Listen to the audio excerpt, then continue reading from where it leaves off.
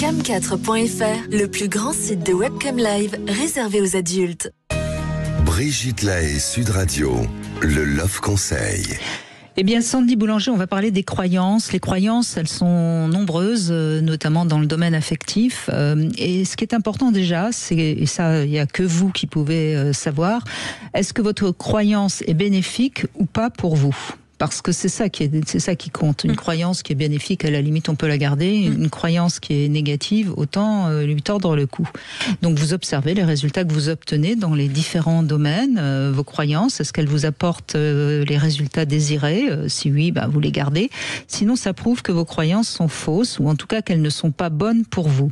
C'est pas seulement quand nous savons ce qui est bon pour nous que nous acceptons facilement que les autres ne pensent pas nécessairement comme nous.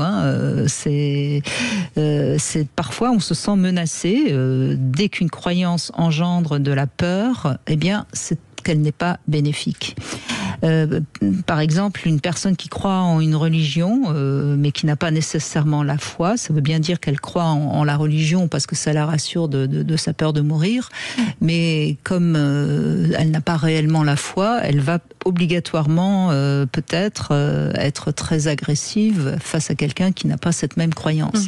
Si elle a vraiment la foi, elle aura suffisamment de tranquillité en elle pour ne pas monter dans les tours si quelqu'un la contredit. Donc, c'est vraiment important quand vous avez une croyance de réfléchir, parce que la plupart des croyances, elles servent à calmer des peurs. Et avoir peur, c'est croire qu'il va nous arriver ce qu'on ne veut pas qu'il nous arrive, c'est bien connu. Alors, je vais prendre un exemple évidemment dans le domaine amoureux. Si vous croyez que tous les hommes, de toute façon, ne savent pas s'engager, eh bien, c'est parce que vous avez peur d'être abandonné, évidemment. C'est évident. Et donc, cette peur, cette croyance que tous les hommes ne savent pas s'engager, qu'est-ce que ça va provoquer ? Ça va provoquer une incapacité à être suffisamment bien au début d'une relation pour que l'homme ait envie de s'engager avec vous. C'est de l'auto-sabotage. Exactement.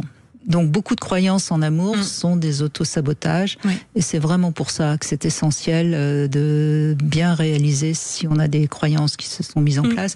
Alors, il y a des croyances qui se sont mises en place parce que nos parents nous ont répété que tous les hommes étaient infidèles, que de toute façon les femmes étaient pas fiables, enfin je ne sais quoi. Mais c'est vraiment important de tordre le cou aux croyances. La plupart des croyances sont là pour nous rassurer et ça sert à rien. Tout en limitant notre monde, du coup. Bien sûr. C'est que le coût de cette sécurité est beaucoup plus élevé que son bénéfice. Donc, ce n'est pas positif. Non.